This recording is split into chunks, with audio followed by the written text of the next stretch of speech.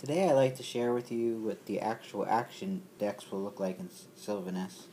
I realize in the other two videos all you saw was this, and the tops of these isn't actually what will be in the game. These are just the reference cards of things you might want to remember during the game. So I'm going to take these off.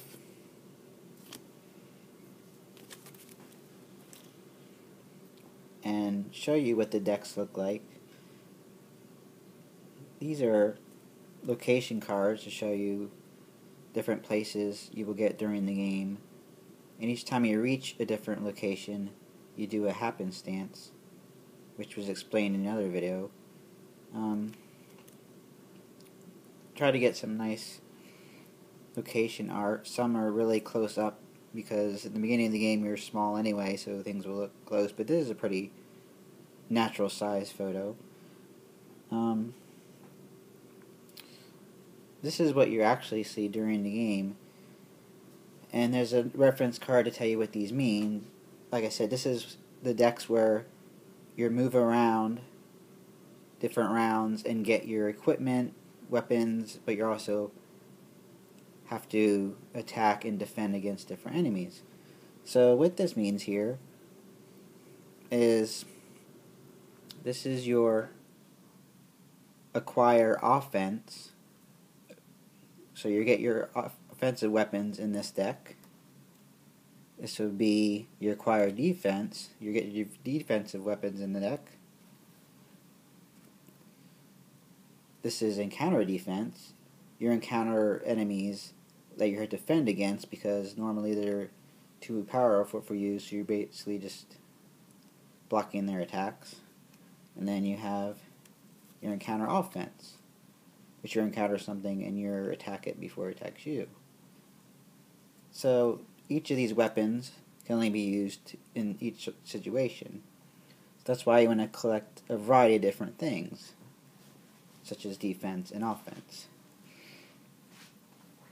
Now, as I said, during different parts of the game, you'll go around and you encounter a place.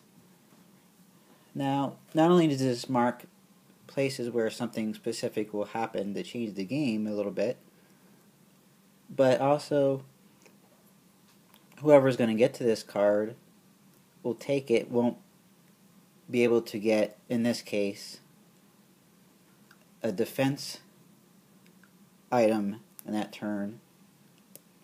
So it changes the game quite a bit in that way, but also there'll be points where, for example here, you won't have a encounter defense at that time, so that's pretty good for the players because it'll delay something attacking you at the time and you have more time to build up equipment. So it just adds a little variety to the game. And as you move on, you end up with the final card and now the game's over.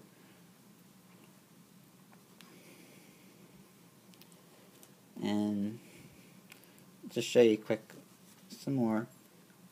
Like I said, we call these cards the Tetherland cards because they're just basically tethers to different points of interest, different lands you go into, the downtime you have, or respite, where nothing's really happening, you're not finding any weapons or anything like that, but nothing's attacking you either. So, and the rulebook explains how you set the action decks up and where these belong, as far as placing them after each deck shuffled. You place them in a certain spot